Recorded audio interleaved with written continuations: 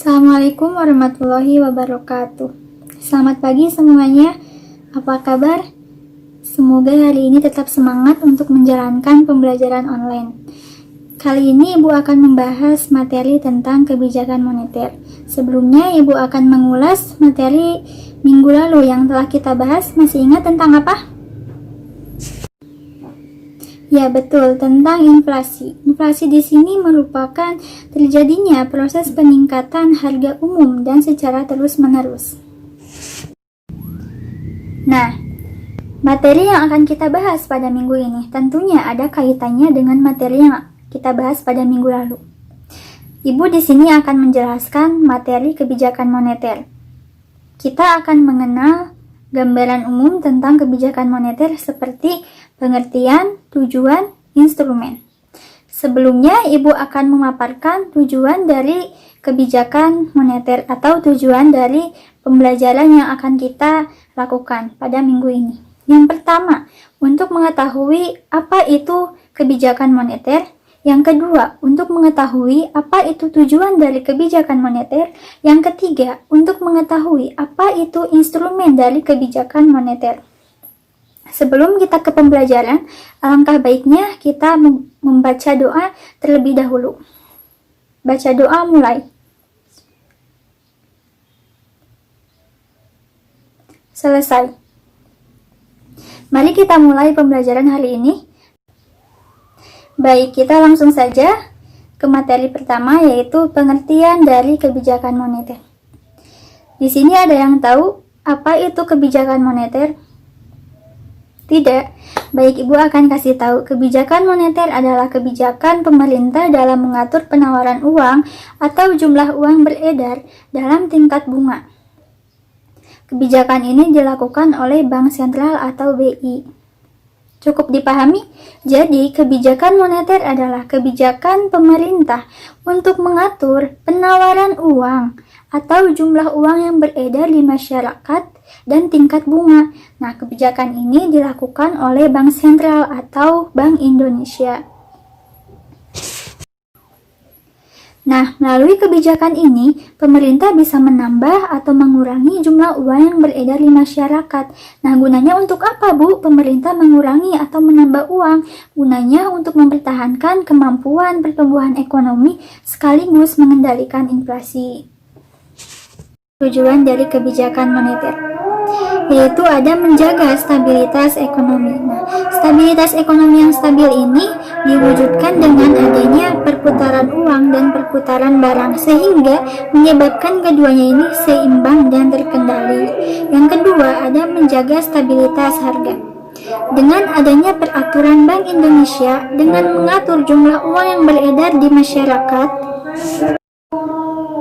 maka tingkat harga dari waktu ke waktu akan relatif terkendali, sehingga masyarakat akan percaya bahwa membeli barang hari ini akan sama dengan membeli barang di kemudian hari. Contohnya seperti uang 10.000 di hari ini berbeda nilainya dengan uang 10.000 pada zaman dahulu. Nah, yang ketiga ada menjaga neraca perdagangan dan neraca pembayaran. Melalui kebijakan moneter, pemerintah dapat memperbaiki neraca perdagangan luar negeri menjadi surplus. Surplus itu apa, Bu? Surplus itu lebih banyak ekspornya dibanding impornya. Oleh karena itu, kita ini sebagai generasi muda Indonesia jangan apa-apa impor, beli baju impor, beli kerudung impor. Cobalah kita mencintai produk lokal agar produk kita itu terkenal oleh bangsa lain sehingga kita bisa meminimalisir tingkat impor yang selalu kita lakukan.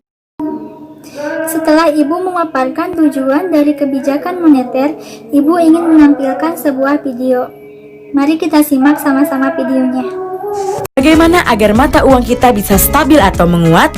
Tentunya dengan menyeimbangkan permintaan dan ketersediaan falas di dalam negeri. Untuk itulah, kita harus lebih banyak melakukan ekspor, baik barang maupun jasa, serta mengelola permintaan falas. Untuk itu, kita harus meningkatkan daya saing ekonomi, industri nasional, dan kemampuan produksi dalam negeri kita. Tugas siapakah itu? Tugas kita semua. pemerintah melalui kebijakan di sektor real menambah pasokan falas melalui peningkatan ekspor, daya saing industri nasional, penguatan pendapatan pariwisata, pengiriman tenaga kerja Indonesia yang berkualitas, membangun infrastruktur, dan menghilangkan hambatan yang mengganggu iklim investasi agar sektor usaha semakin produktif. Dan untuk mengurangi tingginya permintaan falas, perlu upaya mengurangi ketergantungan impor dan meningkatkan penggunaan produk dalam negeri. Sementara itu, Bank Indonesia berupaya pula menjaga pasokan dan mengendalikan permintaan falas agar seimbang, yaitu BI melakukan intervensi di pasar falas maupun pasar surat berharga negara. Namun, itu harus dilakukan secara bijaksana. BI juga mengatur permintaan falas di masyarakat. Misalnya, penduduk yang ingin membeli dolar dalam jumlah tertentu harus menunjukkan tujuan pembelian. Di sisi lain, dunia usaha dituntut untuk semakin kreatif meningkatkan daya saing, mencari pengganti bahan baku impor yang bisa diproduksi di dalam negeri, serta berhati-hati bila melakukan pinjaman luar negeri. Hal ini akan mengurangi permintaan falas di dalam negeri. Anak muda Indonesia bisa menciptakan beragam produk kreatif, inovatif yang mampu menembus pasar global. Dan tentu, setiap dari kita juga punya peran penting. Misalnya, mulai mengurangi ketergantungan pada barang impor, makanan, minuman, dan menggunakan rupiah dalam transaksi dalam negeri. Dengan usaha dan kerjasama ini, negara kita akan memiliki daya saing yang lebih kuat, tahan goncangan, dan memiliki mata uang stabil.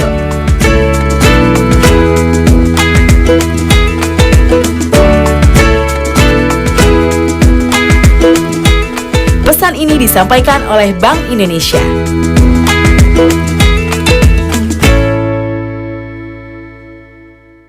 Nah, untuk materi yang ketiga kita akan membahas tentang instrumen dari kebijakan moneter.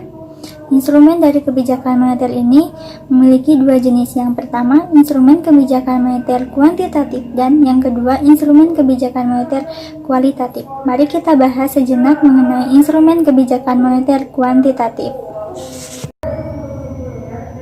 Kebijakan moneter kuantitatif. Kebijakan ini memiliki tiga jenis. Yang pertama, operasi pasar terbuka.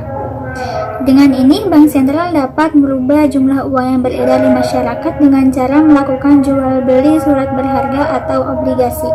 Nah, kegiatan ini dilakukan pada saat Indonesia mengalami resesi. Gunanya untuk apa?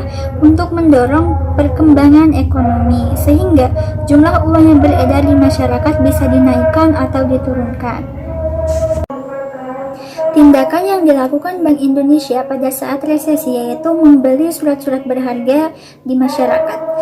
Ini gunanya untuk apa? Untuk menambah jumlah uang yang beredar di masyarakat, karena terjadinya resesi ini akibat dari penurunan perekonomian di Indonesia, sehingga menyebabkan pertumbuhan di Indonesia ini mencapai angka negatif. Sedangkan apabila jumlah uang beredar di masyarakat melimpah atau terjadinya inflasi, maka Bank Indonesia akan melakukan tindakan dengan menjual surat berharga. Yang kedua, ada menurunkan tingkat diskonto. Nah, jika pemerintah ingin menambah jumlah uang yang beredar di masyarakat, maka pemerintah akan melakukan tindakan dengan menurunkan tingkat bunga diskonto. Sebaliknya, jika pemerintah ingin menahan laju pertumbuhan atau menahan jumlah uang yang beredar di masyarakat, maka pemerintah akan melakukan tindakan menaikkan suku bunga diskonto. Seperti itu. Yang ketiga, ada mengubah tingkat cadangan minimum.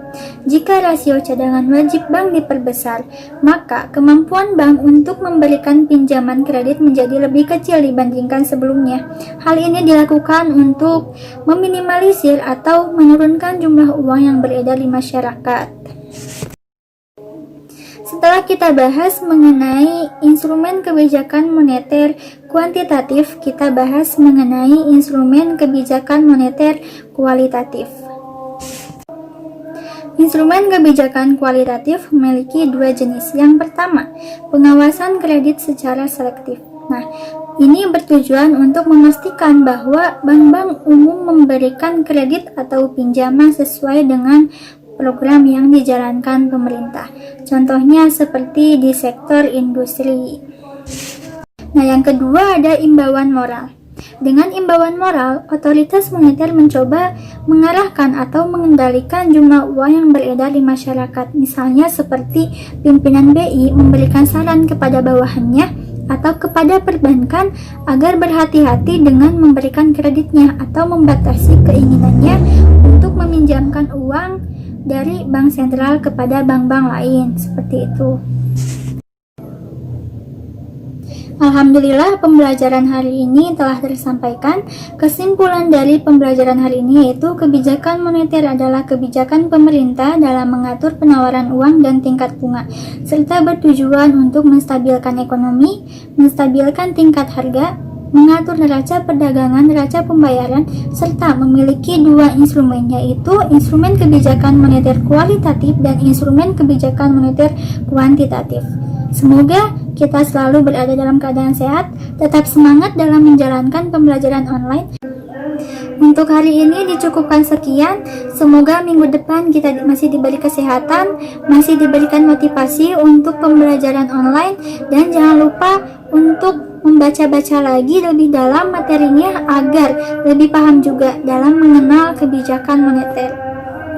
Minggu depan Ibu akan masih membahas tentang kebijakan moneter, materinya mengenai jenis-jenis kebijakan moneter dan yang lainnya. Setelah Ibu memaparkan materi dari awal sampai akhir, jangan lupa untuk mengisi evaluasinya. Ini bersifat wajib dan akan Ibu tilai. Soalnya Ibu cantumkan di sebelah nanti. Cukup sekian dari Ibu. Wassalamualaikum warahmatullahi wabarakatuh.